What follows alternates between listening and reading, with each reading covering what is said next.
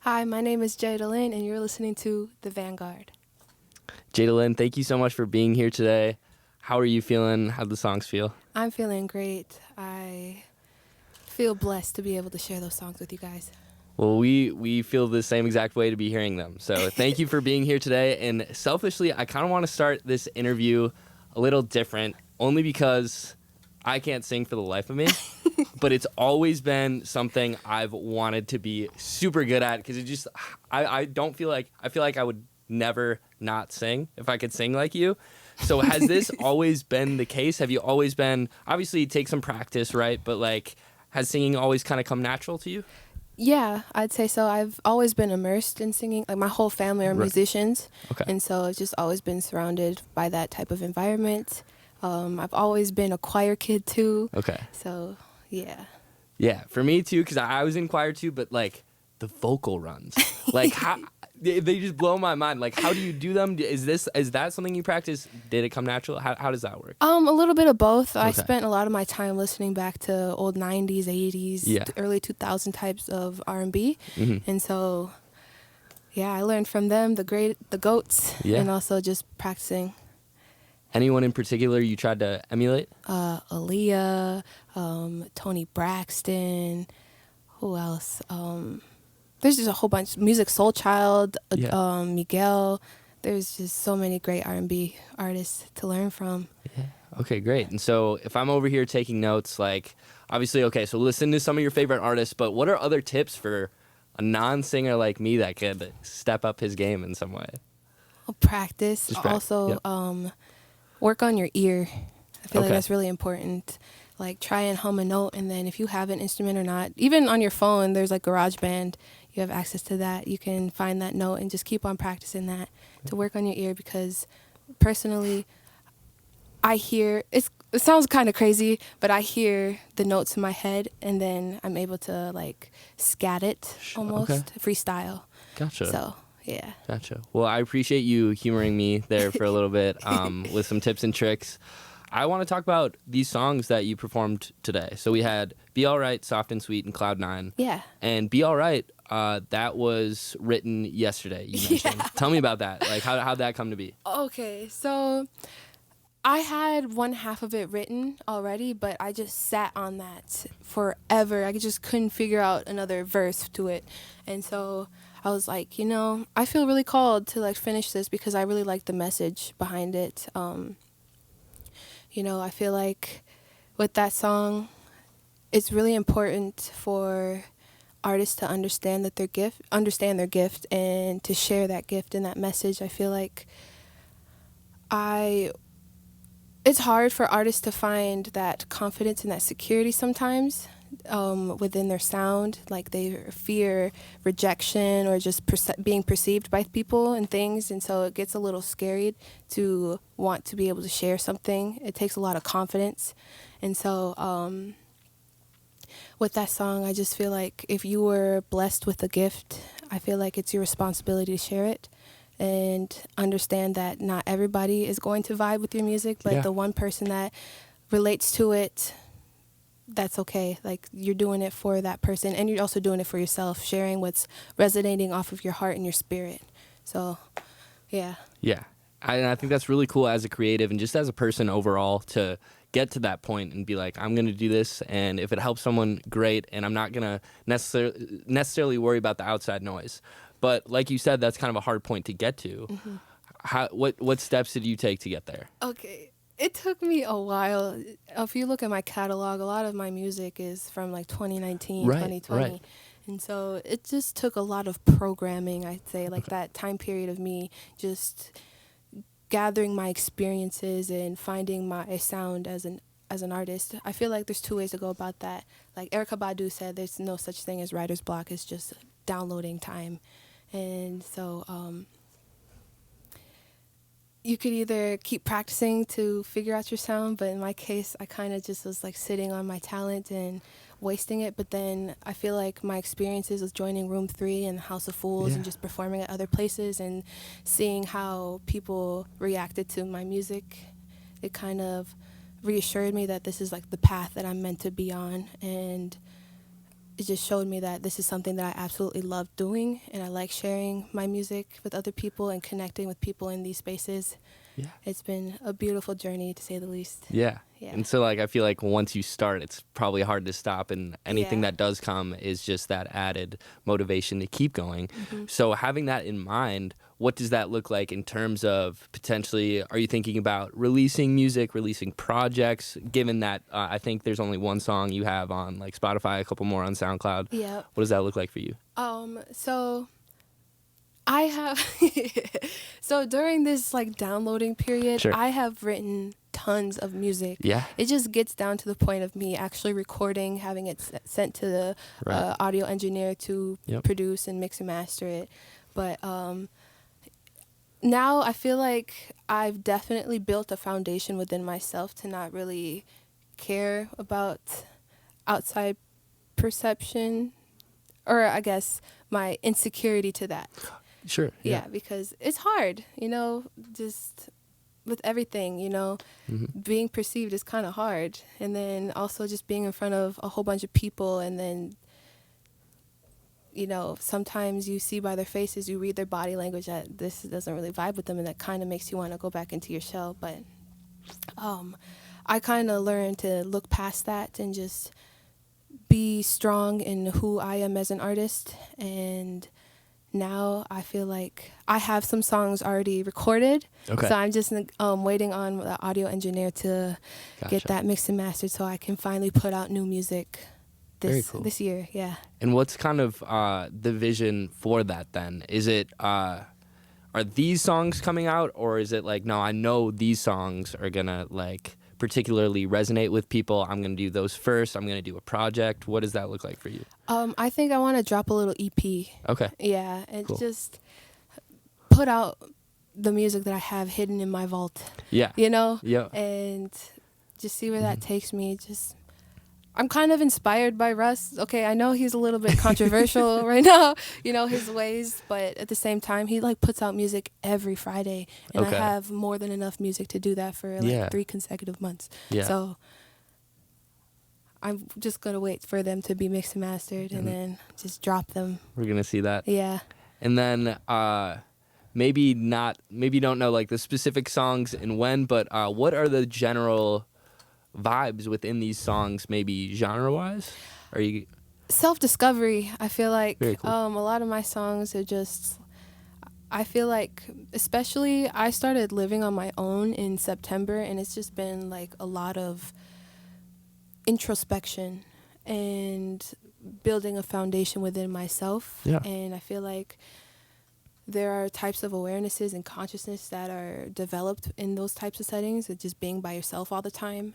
And it's not easy to navigate all the time, especially if you're an avoidant person and you try to always distract yourself. You don't give yourself time to work through certain things. And so I feel like with All Right, especially, just like understanding that song, particularly understanding your worth, and know that what you have is a gift, and don't let anything or other outside things deter you from your path. Like, understand and identify what resonates within your heart and go after that, chase after that, because that is your journey. That is the path that you're supposed to be on, in whatever shape or form it is. So I feel like it's just, my music is helping identify those types of things within ourselves.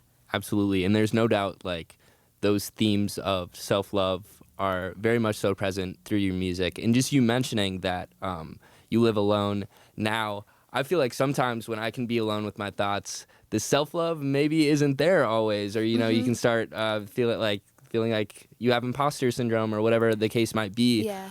How does that look like for you, and how do you overcome that? It's tough. There's something that I've really learned is self-compassion, and my friends have helped me identify this too. It's like they've shown me that I deserve to be loved in whatever stage, and also loving yourself with all the phases that you go through and all the stages that you go through as well.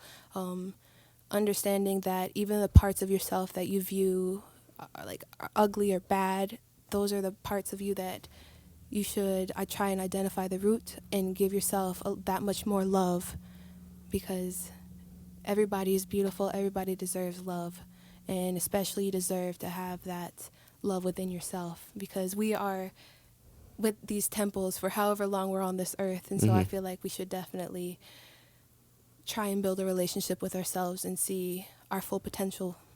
We deserve to see our full potential. Yeah. Yeah. And it's such a, like, that's so foundational. And I know that is a concept that, like, a lot of people can relate to. When you're in the writing process and you're doing this, are you thinking of it like that at any point where you're like, oh man, like this song could really help somebody else? Or is it more so you're working through your own things? What does that look like? Yeah, I'm definitely working through my own things. Yeah. I know that when we go through things, we're not the only ones going through these things, Yeah. you know?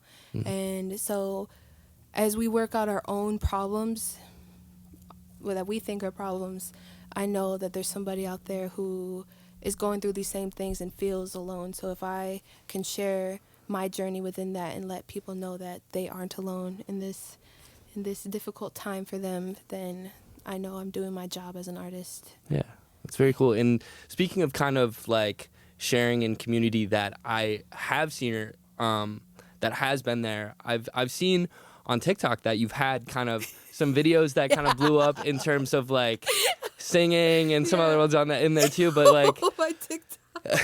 just to say that there was a cool community that was being built though within like kind of Native and Afro-Indigenous people.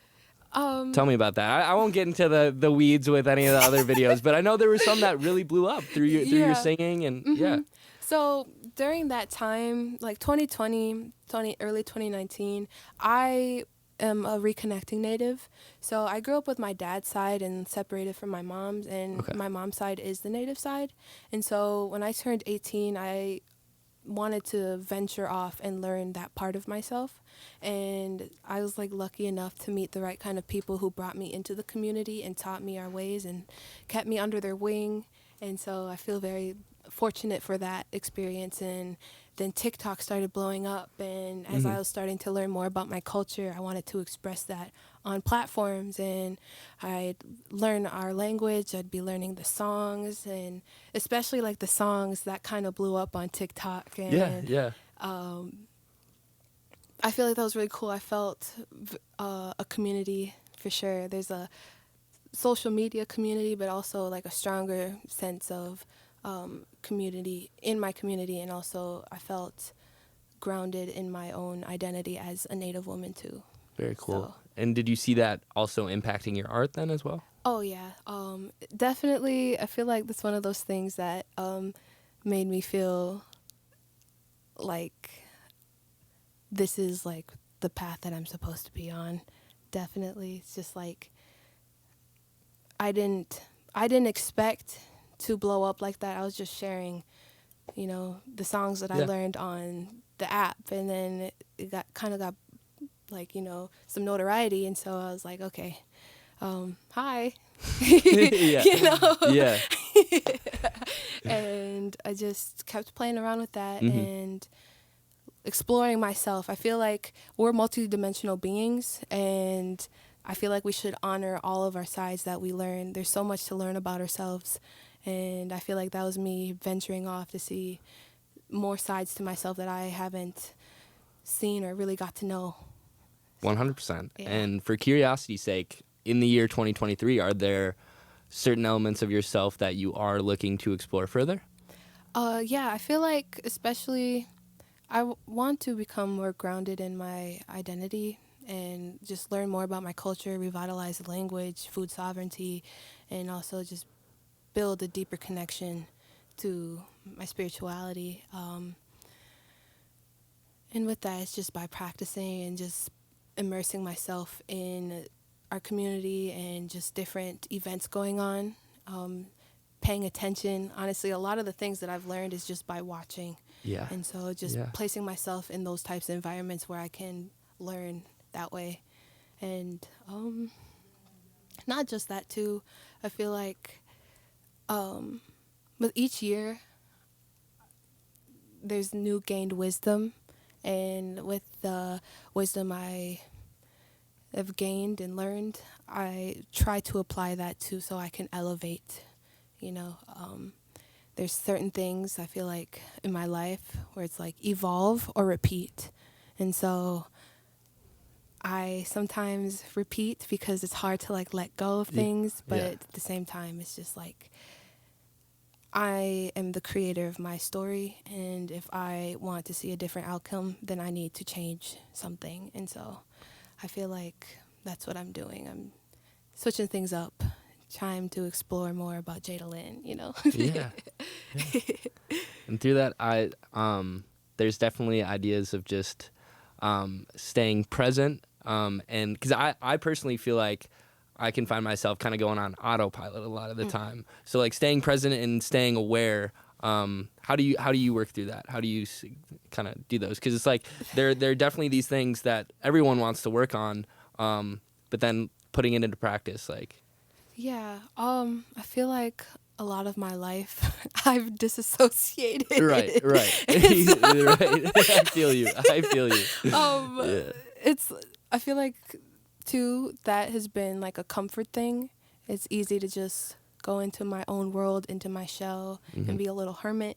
Yep. You know, it's just comforting, you know, being in my own energy sometimes. But some things that I've done to help me like stay grounded and present is just one, actively listening, you know, just taking in everything as it is.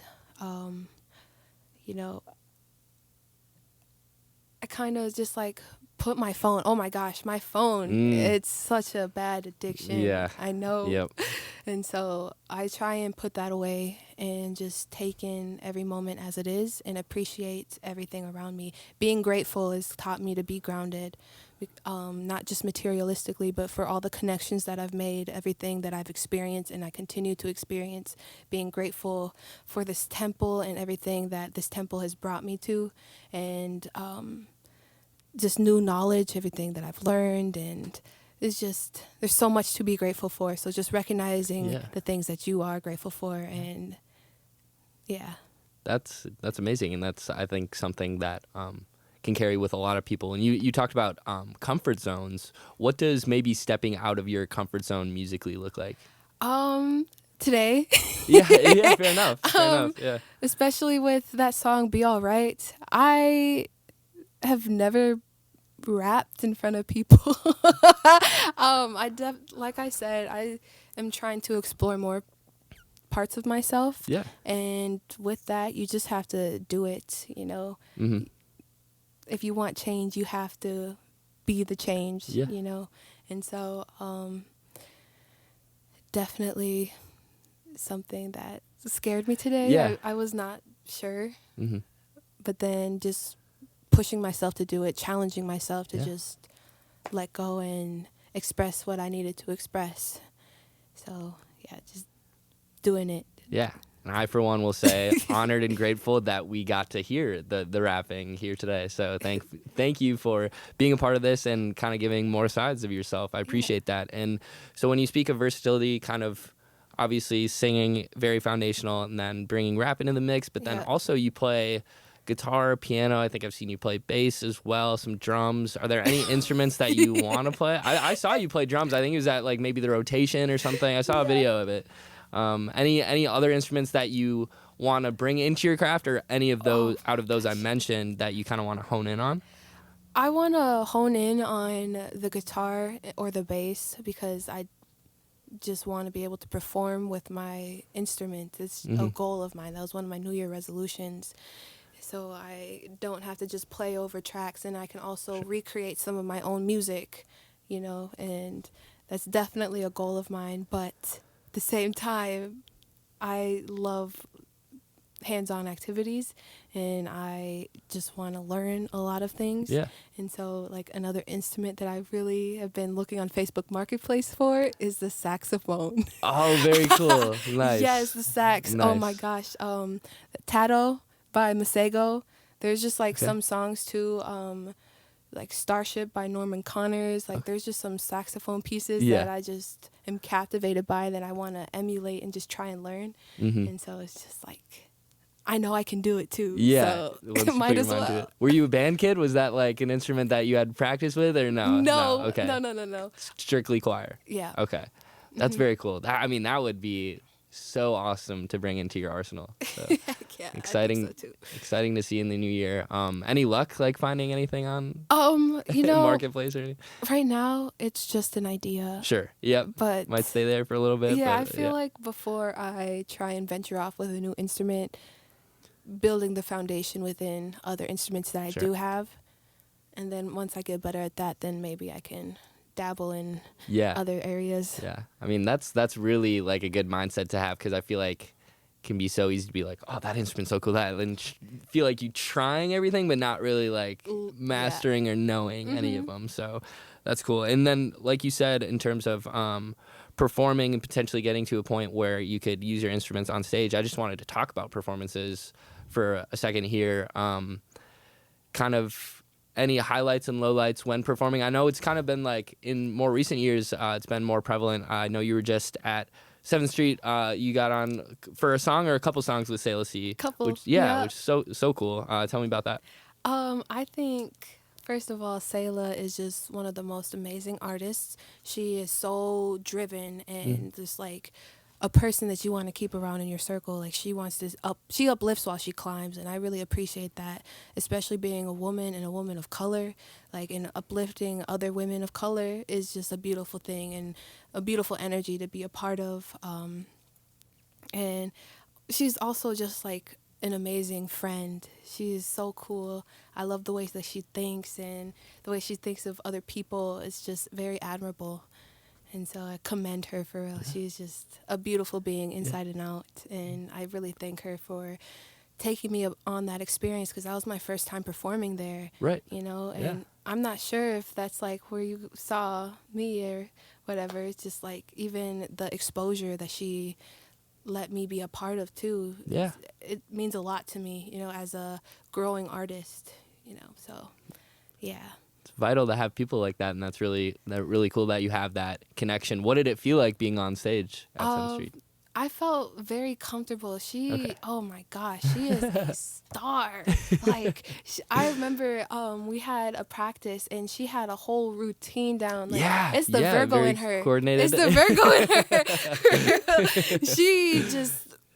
She had a vision, and she executed. Yeah. And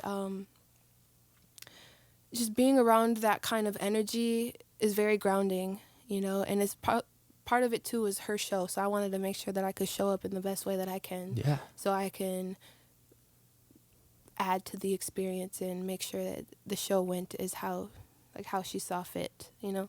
And so, yeah. Yeah, and speaking of adding to the experience, that's like not the only time you've done something like that, being on stage with other artists. We were talking about it just before with like Room 3 and House of Fools. Also, like with a band, how does that feel? Oh man, performing with a band is different. It is beautiful. Yeah, it's just, you know, I love singing and being like an individual solo artist, but it's just not the same energy. You know, with tracks, I feel like it takes away the, what am I trying to say? Like I don't know. I'll just reiterate. Performing with a band, everybody brings pieces of themselves, and we create something larger than ourselves. And it's a frequency that that is felt within the whole area. Yeah. And just being able to connect with your band members like that, and to just click and be able to share bits and pieces of ourselves to create a larger thing is just so amazing. Yeah. It really is. Yeah. It was such a different experience than just playing music on a speaker, you know? Yeah. I feel like live bands are underrated. 100%. Yeah. I think you said it perfectly. Just like energy, like spatially, sonically, there's a different energy, and it's, I'm sure, a really cool thing to be a part of. So you have these kind of cool experiences. How does that stack up against performing at your prom, though? My prom? Yeah. Did you perform at your prom?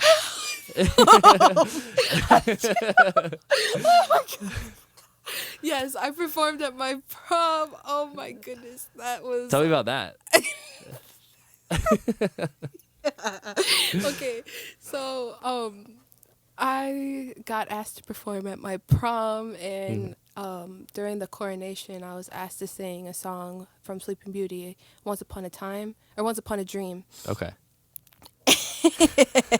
And as I was singing, I was like looking at everybody, and then it was one of those moments where I haven't really built a stage presence, and it was Okay. like one of my first times performing in front of a large group of people. Yeah.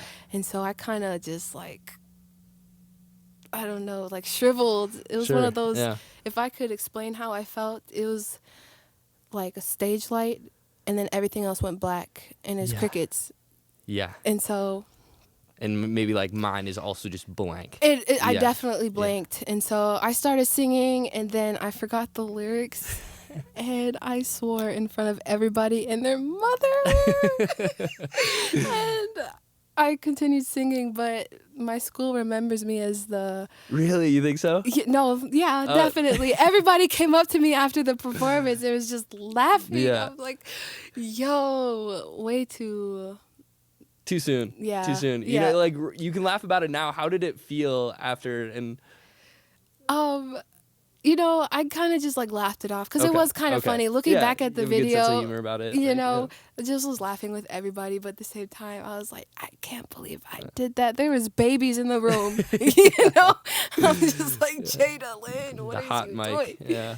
And so, yeah, that was a funny time. Not only did it happen, it was caught on video too. Yes. So it's like you can't really escape it at that point. Might as well embrace it I to whatever know. degree you can. Yeah. Well, thank you for letting me bring that up, being a good sport about it. Yeah. Is there anything else I failed to mention, or anything else you kind of wanted to talk about, or like anything that you have coming up on your radar, or any words of wisdom? Yeah. So, words of wisdom. I kind of like touched on this topic before, but just be yourself, honestly.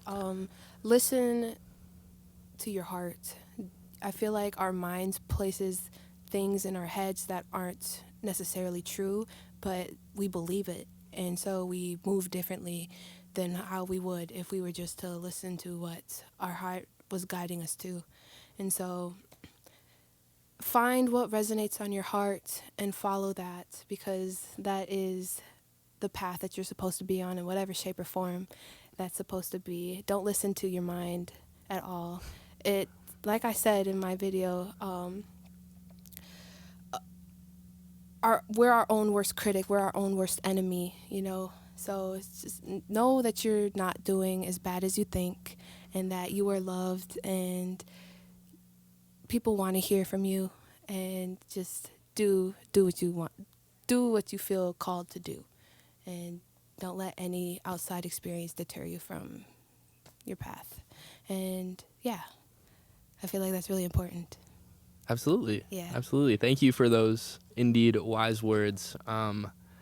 Anything else coming up that we can expect from Jada Lynn in the future? Yes, so I do have a performance on the 31st at Cadence Records. Cool. With Jazzicality and Miss Gia. Oh, yeah. Okay. Yeah. And it'll be really fun. I believe the doors open at 7, but there is an entry fee of $10 if you buy them online, and $12 at the door. Okay. But I most definitely should be there. Yeah. Feel some divine feminine energy in your life, you know. And yeah, that's it so far. Okay. I mean, I'm performing at a high school too. Oh. Yeah, at Roosevelt on the 15th. What's that for? So it's just like to give some words of wisdom to the little ones, and then Cool. also culturally, I'm a dancer. I'm a powwow dancer, and so I'm going to show off, or not really show off, but like I know what you mean. just dance and bring like the healing energy into the room, and just showcase the story behind the dress and the teachings of the dress. Very cool. And sing as well. Yeah. So Yeah. Continuing that element of sharing and teaching. So that's really cool. excited to see that all unfold and excited to see whatever else comes from Jada Lynn in the future. So Thank you. thank you so much for being here today. Yeah, thank you for inviting me. Cool. Awesome. Well, that's it. And that's a wrap. That's a wrap.